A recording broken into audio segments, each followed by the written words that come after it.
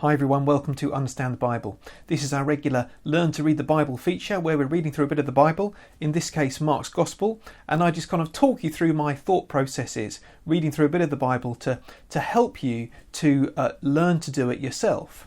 And this is the idea behind it, not that I give you all the answers, but just, it's more thinking about your thought processes, how you think about the Bible, how we begin to understand it and think about it and learn from it, as we just, you're kind of sitting on your own reading the Bible. So let's begin with a prayer and ask God to help us.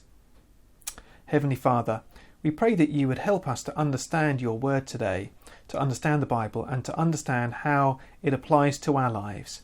And we pray this in Jesus' name. Amen. Well, we're going to be reading Mark chapter 2, verses 23 to 28 today. Mark chapter 2, verses 23 to 28. If you're new to this, do go back and have a look at the introduction. I'm not going to put the words up on the screen. So if you'd like to go and either get a Bible or get it up on the screen or on a device, then just pause the video and do go and get it. It's Mark chapter 2 verses 23 to 28. I'm reading from the New International Version, the NIV, the UK version, just in case you want to get the same version. One Sabbath, Jesus was going through the cornfields, and as his disciples walked along, they began to pick some ears of corn. The Pharisees said to him, "Look, why are they doing what is unlawful on the Sabbath?"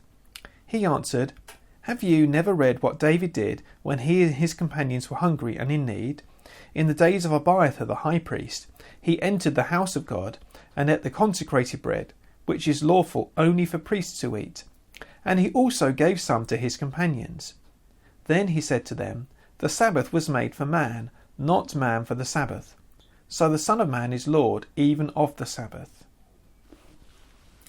Okay, now this is, I think, one of the reasons why it's helpful to sometimes it can be helpful to read a passage out loud, because there are a couple of things that the main thing that struck me as I read through that is how much it talked about the law.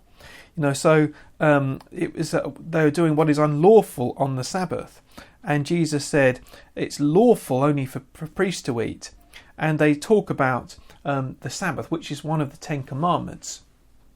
So law seems to be what this is about. And often you find that when in Bible passages that the themes which are the ones which we really need to be on the lookout for are the ones which are repeated. If something is repeated 2 or 3 times in a passage, then it's often something that we need to pay attention to. It's something that the writers of the Bible were trying to communicate. So let's quickly run through it then. So one Sabbath, Jesus was going through the cornfields, and as his disciples walked along, they began to pick some ears of corn. And the Pharisees said to him, "Look, why are they doing what is unlawful on the Sabbath?" I don't know what the Pharisees were doing there. They must have been there watching them, wanting to see if they would do anything, bad. It looks like they were looking to pick holes. It seems like.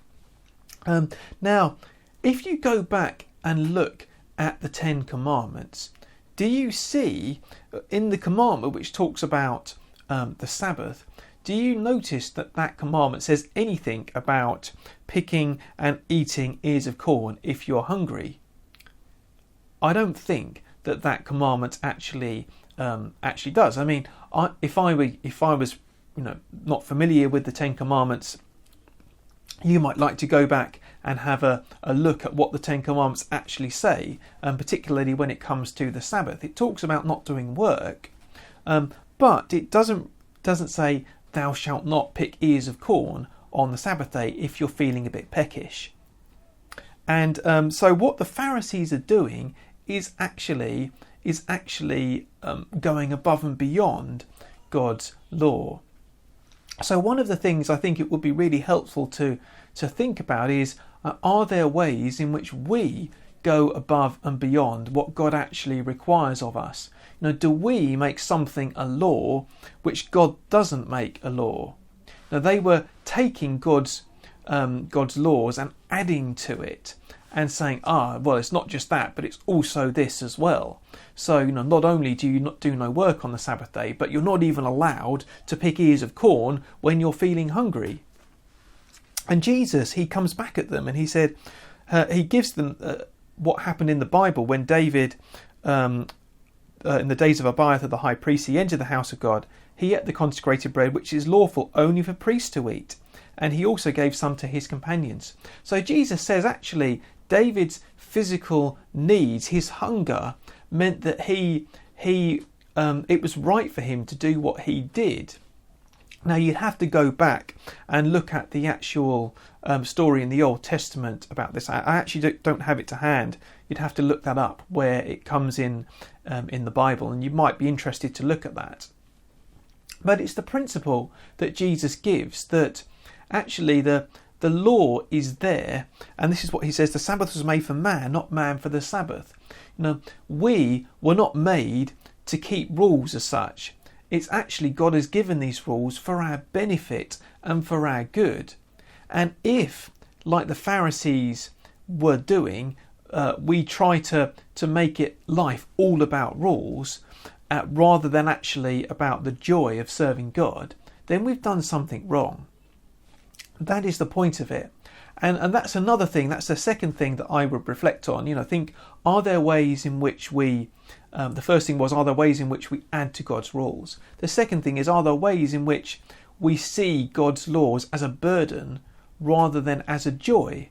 Perhaps think about the ways in which, we need to see God's laws as a good thing and for our good and for our benefit, rather than, do I have to obey this? And just, thinking it's all about keeping those kind of rules. And Jesus finishes up, he says, the Son of Man is Lord even of the Sabbath. And it's a challenge to their authority, actually. He says, the Son of Man, that's Jesus' way of referring to himself, which he very often does, particularly in Mark's Gospel. He says, the Son of Man I'm Lord even over the Sabbath. And, these are my rules, if you like. And I am the one who decides where the rules are being kept. And that was a direct challenge to the Pharisees. That Jesus' disciples were accountable to Jesus, not to the Pharisees. And this is again something. The third and final thing to reflect on is to think about how we are accountable to Jesus, not accountable to kind of people who think perhaps in a negative way about us. Now that doesn't mean that we can ignore God's laws. It doesn't give us kind of carte blanche to ignore everything, but it might be helpful to think, how am I accountable to Jesus? How am I seeking to put this into practice? And remember that Jesus is Lord of my life, not Pharisees or anyone, but Jesus is Lord. So we need to look to him, and we need to be seeking to obey him in everything. So that's the third thing to think about. Obviously, there's a lot more you could say about the law. It's a really big topic, but I hope that this is sort of the beginnings of some helpful reflections for you. So this is kind of how I kind of think about this passage, and I hope that that's been helpful to you in giving you some things to think about now. So why don't you take a few minutes to go and perhaps think about those things, and maybe look up some of the other passages, look up the Ten Commandments, maybe see if you can find where this passage that Jesus refers to, where David does actually take the bread in the days of Abiathar the high priest. See if you can look that up. So let's take a moment to pray now, and then I'll leave you to get on with it. Heavenly Father, we do thank you for your word, and pray that you would help us to be able to understand it. In particular, Lord, these topics of the law, and we know that these are big things to look into, but we pray that you would help us to want to serve and love you, not because we feel like we just want to obey rules, but because we know that your laws are good and best for us, and we want what is best for us in the way that you have given it. So please help us, we pray, as we think about these things. In Jesus' name, Amen. Thanks very much for watching, everyone. Let me just remind you, please do click the like button or the subscribe button, or whatever it is that you can do on YouTube, Facebook. And please do check out the website. There's much more on the understandthebible.uk website. So understandthebible.uk, you can see everything there. Thanks very much for joining me today, and I hope to see you again for the next one very soon. God bless.